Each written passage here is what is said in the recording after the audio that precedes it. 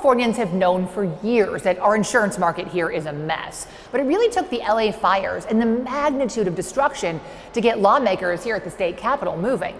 The question now, will any of their plans really work? I can still just melt hearing the sound of the creek and breathing in this redwood air.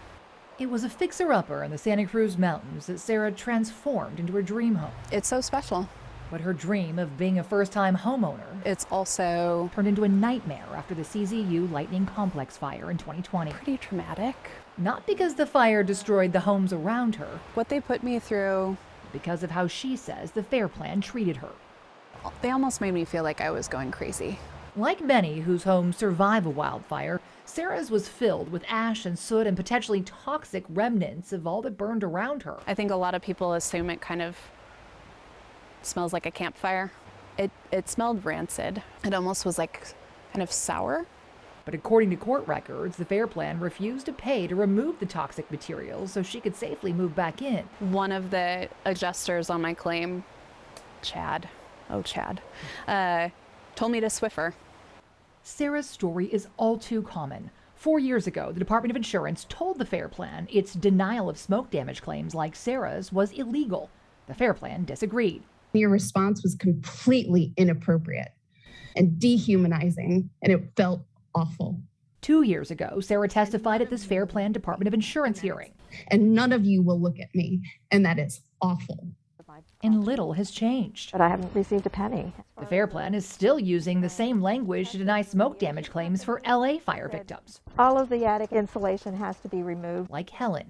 It's a canary in the coal mine. From the insurance industry spokesman to the former insurance commissioner. Insurance is basically the canary in the coal mine. Everyone we've interviewed acknowledges that FAIR Plan problems are a symptom of California's worsening insurance crisis. The reason all of us should care is that we're now on the hook, all of us, in case the FAIR Plan runs out of money. Which it has. That's right. The FAIR Plan has more than doubled in size as major insurers stopped writing new policies in California. It was shocking that they said they wouldn't insure this house. And now anyone can be forced into the FAIR Plan. As our CBS News California data analysis recently revealed, most homes on the FAIR Plan are in the lowest risk zip codes according to the insurer's fire risk classification, like Ken and Lisa. Everybody's at risk.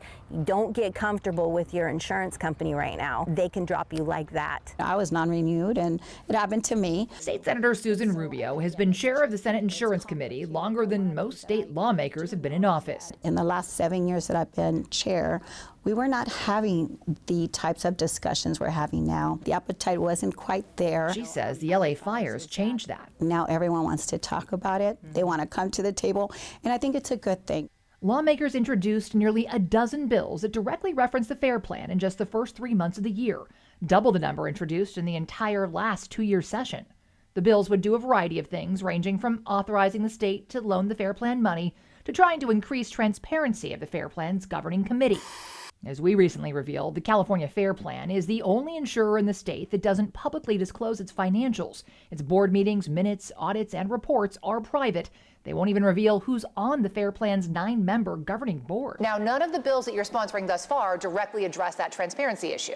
Because we're working on our audit right now. The insurance commissioner, who's sponsoring several bills, acknowledged some of the shortcomings we've uncovered. Hopefully it can help guide us in terms of some of the things that we need to refine, but this is just the beginning. Like Laura, Rubio believes the key to fixing the FAIR Plan is to get people off of it. How do we depopulate the FAIR Plan? Which requires incentivizing insurers to write new policies, most likely by allowing them to charge more. We don't have a perfect solution at this point. We don't.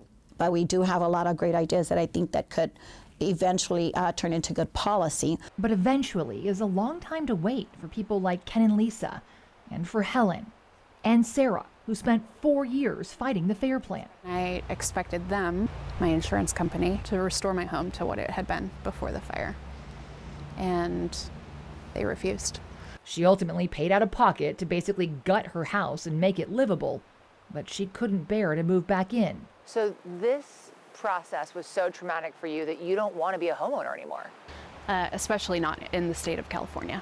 After what I've learned about the Department of Insurance, about California FAIR Plan, I would never, ever want to have a policy with them again. Now, the FAIR Plan settled in Sarah's case, so there was no legal precedent.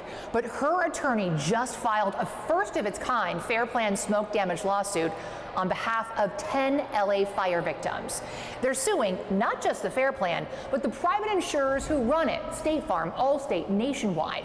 And this lawsuit could have a more significant impact on smoke damage claims than any bill or regulation introduced so far.